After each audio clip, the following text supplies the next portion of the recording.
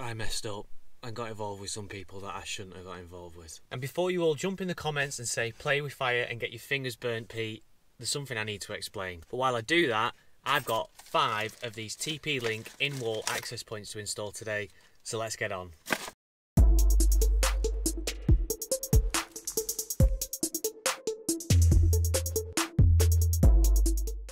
You see, 2024 hasn't actually been a great year to run a business. The decline in the economy, the change in government, and us still coming out of COVID and seeing the backlash of that has all had an effect on small businesses just like mine. Now, luckily we are a bit of a hybrid business where we have our IT support side and our CCTV and installation side, which keeps us ticking over nicely. But at the beginning of this year, when work really dropped off, I turned to a website called MyBuilder for some new inquiries. I just want to make it clear that this video is definitely not a pop at MyBuilder. I actually quite like the platform. The idea behind it is that customers will load on jobs that they want doing around their home or business, and as long as you've got a profile created on MyBuilder, you have the opportunity to be shortlisted for a small fee. The fees are the only thing I don't like about the platform, as they can be a bit randomised from about a couple of quid right up to £20–30 for a lead. Once shortlisted and the customer's accepted that they want a quote from you, you get a message with their contact information to book them in for a survey. Now, as much as I'd love to, I can't name and shame this company just yet. But to give you a bit of background, I first picked up the inquiry through MyBuilder for an alarm that needed doing on a commercial property. I booked in a survey like we'd always do and went to meet with the customer. Now, his English wasn't great, he was broken, but between us we figured out what he wanted and I went away and put together a quote for him.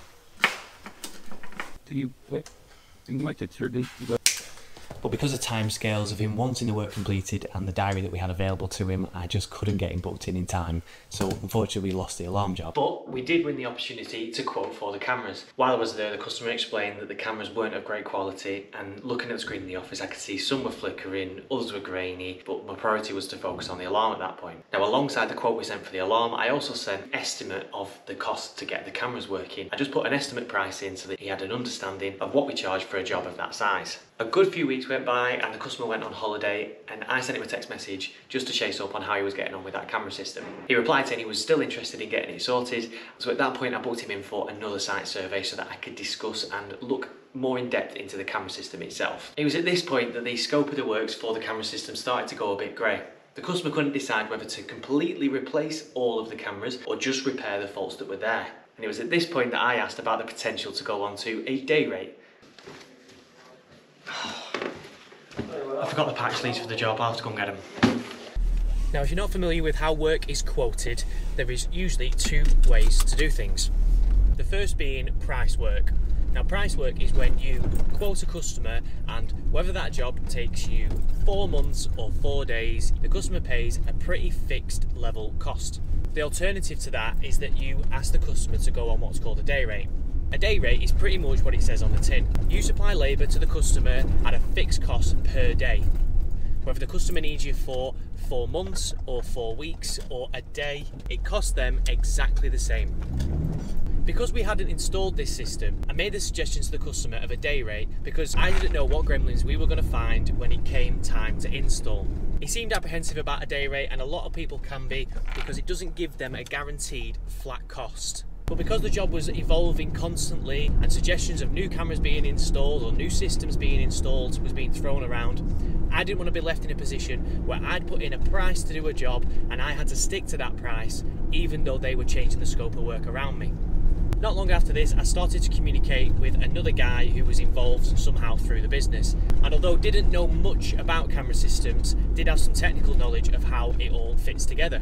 And after a lot of to-ing and fro-ing over WhatsApp, we came to the understanding that they would just supply the equipment that we needed and we would supply the labour. Or at least that's what I thought.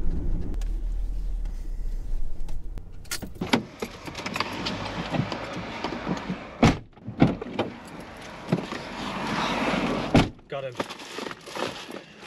Now, I could see that the customer was pretty price conscious, and given any normal situation where we had plenty of work going on, I probably would have turned this job away, but we didn't. So I stuck it out and put up with the customer continuously messaging about everything and anything, and eventually we came up with a date to start the work. Now, roll around the Saturday before we're due to start and I get a message off the customer saying that some of the equipment isn't going to arrive. This is one of the reasons I hate doing labour only jobs. There's always something the customer forgets to order. But because I'd already booked in that work and moved things around for them, I was pretty adamant on starting on that Monday and offered to the customer that I would supply the cable so that we could make a start, and come Tuesday when the equipment arrived, we'd have everything we needed. But nothing quite prepared us for the horrors that we would find inside this job. Whoever had been there before us had screwed up royally. I pulled out one of the amps upstairs and found behind it was coax cable taped and wrapped together, and at the camera termination I found that they had gone from coax cable to network cable, back to coax cable, and then into the camera, all of which was a nightmare waiting to happen for that camera system. So me and Jack rolled up our sleeves, and over 4 days we rewired the best part of 26 cameras. And at the end of day 4, the customers started to turn a bit weird on us. First of all, the original person we spoke to on site was still adding other little bits and pieces, including a camera in a toilet, which we found a bit weird. And secondly, the guy we were talking to over WhatsApp was showing his disappointment in how the work was progressing along. I tried to reassure them and just say that we'd run into more problems than we'd anticipated, which is one of the reasons I put in a day rate to start with. We did a final 5th day on the Monday afterwards, only to find that yet more equipment was missing out of the stuff that they'd ordered. The customer tried to throw this on me, but I really didn't see it was my responsibility to check through what they'd ordered. After the 5th day, the guy on site was pointing out stuff that hadn't been completed, but seemed happy for us to come back and continue with the work. Now, I'd booked more work in there that week, so I couldn't commit to any more days just as yet. And this is when things started to get a bit heated over WhatsApp. The customer seemed to think that we'd guaranteed to complete a certain level of work within a certain time period, even though I was under the understanding that we were just supplying labour and that they knew that we didn't install this system first time round. And after negotiations completely broke down, at which point the customer wanted to then pay us cash without the VAT amount and wanted us to complete the work for a cheaper cost than we'd already agreed, they basically threw us off site, and I received an email stating that they didn't wish us to continue any more work. So at that point, I did what anybody would do. I just submitted an invoice for the work that we'd done, including the cabling costs that we'd already incurred, assuming that the customer would just settle it. But they didn't. What they did instead was essentially send us a letter telling us that we weren't getting paid and that we should consult legal advice. I contacted a solicitor's firm who drafted a letter saying that they had 14 days to make contact or pay their bill, and this fell on deaf ears. They just didn't respond to it.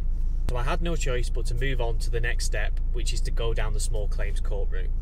I don't make a habit of taking customers to court, and I've never really done it before, so I'm a bit green at this.